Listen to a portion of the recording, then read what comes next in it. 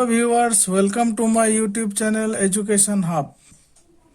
आज हम जिस टॉपिक को लेकर के चर्चा करेंगे ये टॉपिक है लोएस्ट कॉमन मल्टीपल, जिसे हम शॉर्ट में कहते हैं एलसीएम। अब इस जो एलसीएम की कॉन्सेप्ट को समझने के लिए आप यह देख ही सकते हैं, यहाँ में 3 वर्ड्स है, लोएस्ट कॉमन मल्टीपल। तो सबसे पहले हम ये समझेंगे कि मल्टीपल किसे कहते हैं, फिर कॉमन मल्टीपल क्या होता है,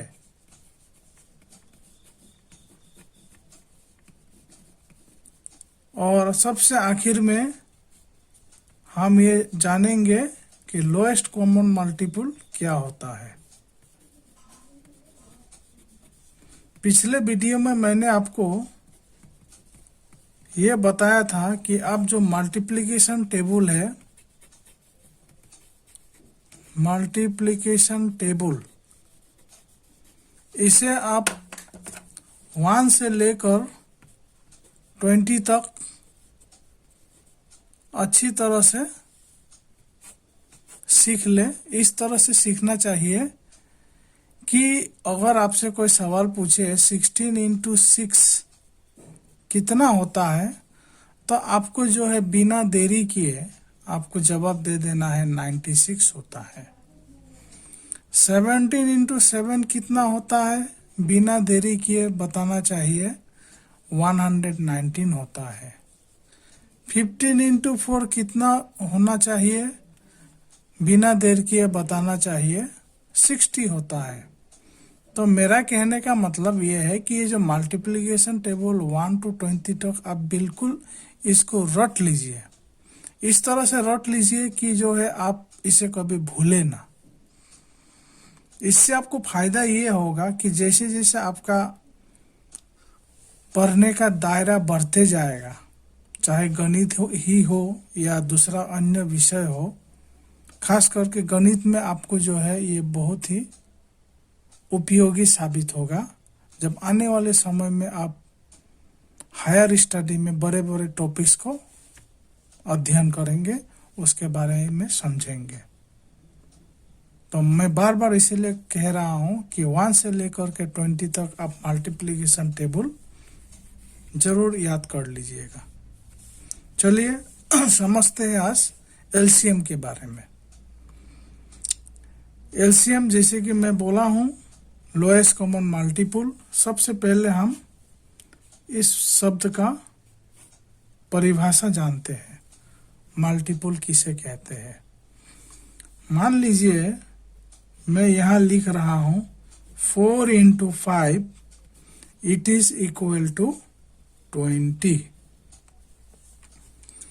4 को जब हम 5 से मल्टीप्लाई करेंगे तो हमें क्या मिलता है, हमें मिलता है 20।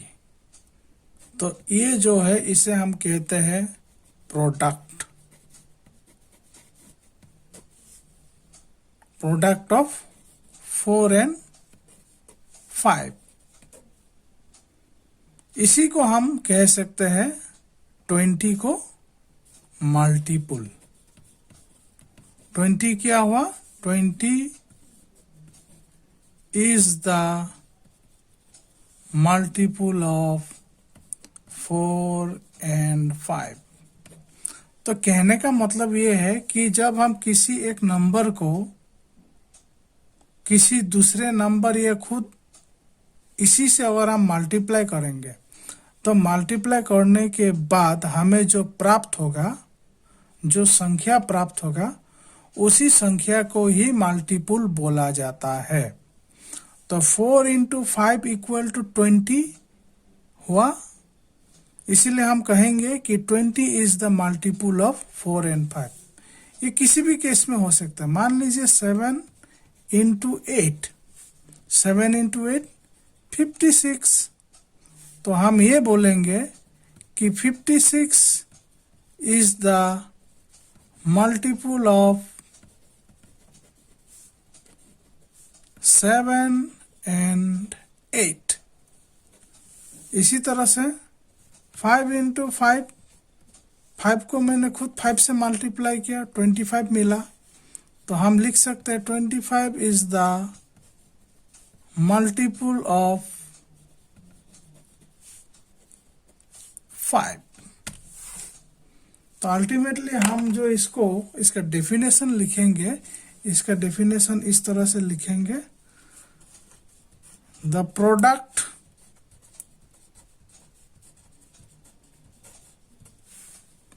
obtained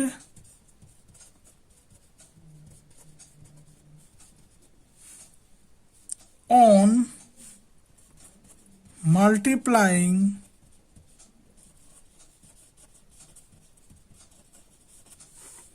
a given number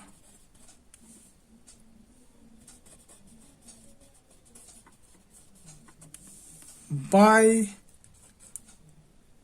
itself or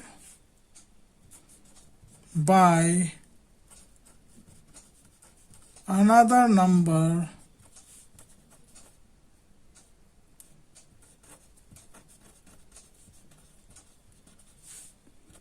is known as multiple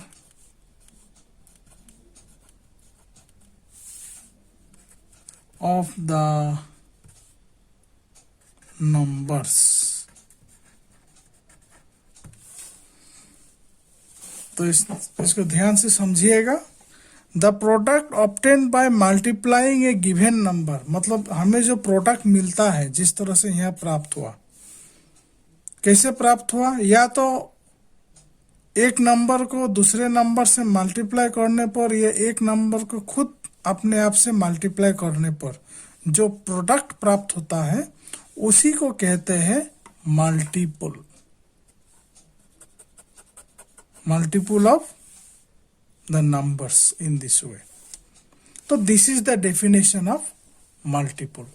अब हम समझते हैं common multiple.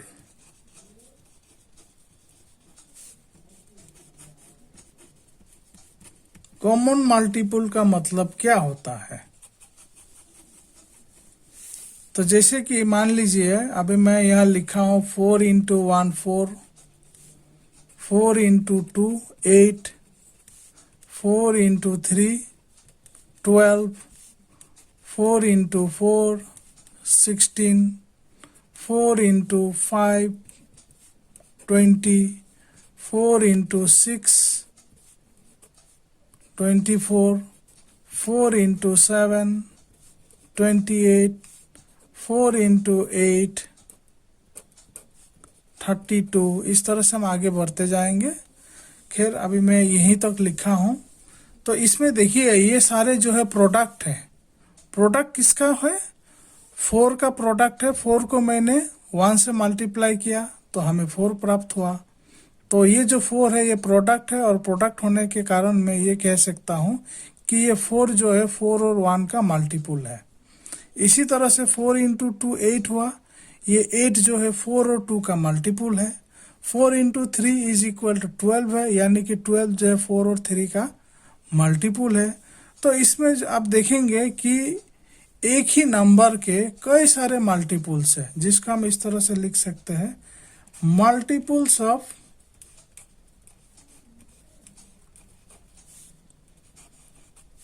4 are 4, 8, 12, 16, 20, 24, then 28, 32, etc. and etc. ठीक इसी तरह से हम और एक नंबर को लेते हैं 6।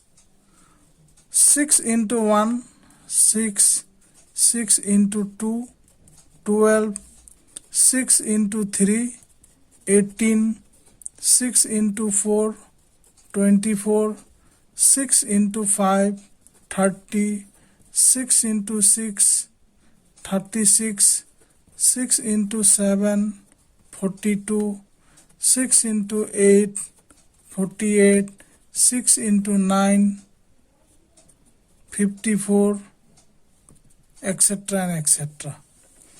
तो अभी हम इसमें लिख सकते हैं कि ये जितने भी प्रोडक्ट है ये 6 का भी मल्टीपुल है, और ये जितने 1 2 3 4, जैसे कि 6 जो है 6 और 1 का मल्टीपुल हुआ, 12 6 और 2 का मल्टीपुल हुआ, 18 6 और 3 का मल्टीपुल हुआ। तो इस तरह से कॉमन में ये अगर ये देखा जाए इन जनरल, तो ये जितने भी प्रोडक्ट है वो सभी 6 का तो मल्टीपुल है ही। तो हम लिख सकते हैं multiple of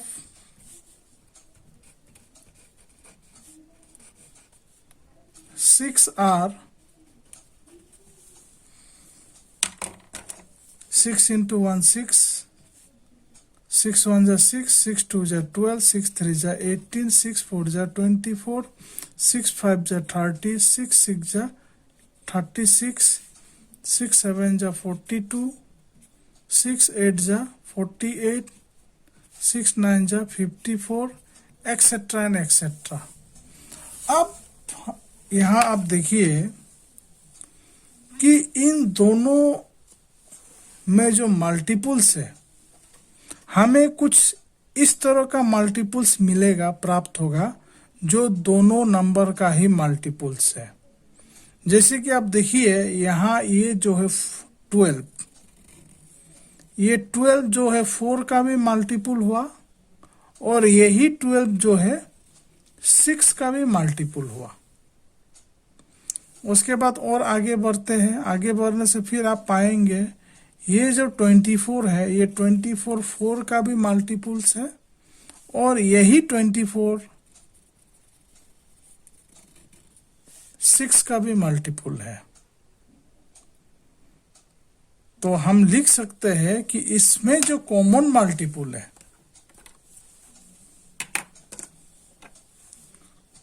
common multiples of 4 and 6 are क्या क्या है? 12 है, 24 है। आप चाहे तो और भी निकाल सकते हैं। किस तरह से? अगर यहाँ 4 8 जा 32 हो रहा है, तो 4 9 जा 36 होगा, 4 10 जा 40 होगा, 4 11 जा 44 होगा, 4 12 जा 48 होगा। तो ये जो है आप कंटिन्यूअसली आप लिखते रह सकते हैं। तो यहाँ में आप देखेंगे कि इस तरह से अगर हम और आगे की ओर लिखते जाएंगे तो हमें और कॉमन मल्टीपल्स प्राप्त होगा। यहाँ देखिए इस तरह से ये प्राप्त हुआ। तो यहाँ जो है हम इसको लिखेंगे 48। तो इस तरह से ये लगातार हमें कॉमन मल्टीपल्स प्राप्त होता रहेगा। तो यही है कॉमन मल्टीपल्स, मतलब एक ऐसा मल्टीपल, एक या एक से ज्यादा मल्टीपल्स जो दोनों में ही आपको दिख रहा है। तो हमने यहाँ पाया कि जो कॉमन मल्टीपल्स हमने यहाँ लिखा, 12 12 कॉमन है, 24 24 कॉमन है, 48 48 कॉमन है, इस तरह से। अब इसके बाद जो सबसे आखिर में जो हमारे पास टर्म्स रहता है, ये है लोएस्ट कॉमन मल्टीपल।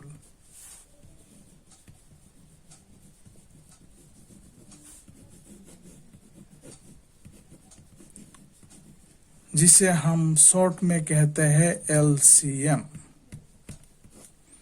तो कॉमन मल्टीपल क्या होता है हमें पता चल गया है। अब लोएस्ट कॉमन मल्टीपल, यानी कि लोएस्ट का मतलब है सबसे छोटा। कॉमन मल्टीपल में भी जो सबसे छोटा हुआ वही हो गया लोएस्ट कॉमन मल्टीपल। तो जैसे कि आप यहाँ देख पा रहे हैं कि ये जो है 12, ये 12 जो है सबसे छोटा कॉमन मल्टीपल है, इसलिए हम बोलेंगे लोएस्ट कॉमन मल्टीपल यानी LCM of 4 and 6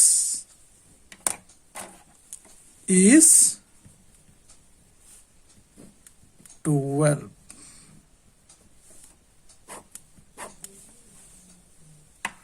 तो इसी तरह से हम जो है एक नॉर्मल वे में हम जो है किसी नंबर का 2 या 2 से अधिक नंबर का एलसीएम निकाल सकते हैं। वैसे तो एलसीएम निकालने का और भी कई सारे मेथड होते हैं, लेकिन सबसे शुरुआत में हमें ये समझने के लिए कि एलसीएम क्या होता है, किसे कहते हैं, उसको अगर आप एक सही दिशा में समझने के लिए आपको चाहिए तो आपको इस तरह से समझना पड़ेगा। सबसे पहले आप इसी तरह से समझिए कि एलसीएम क्या होता है और हम किस तरह से एक नॉर्मल वे में एलसीएम का डेफिनेशन अगर मालूम हो तो डेफिनेशन के मुताबिक हम किस तरह से एलसीएम निकाल सकते हैं।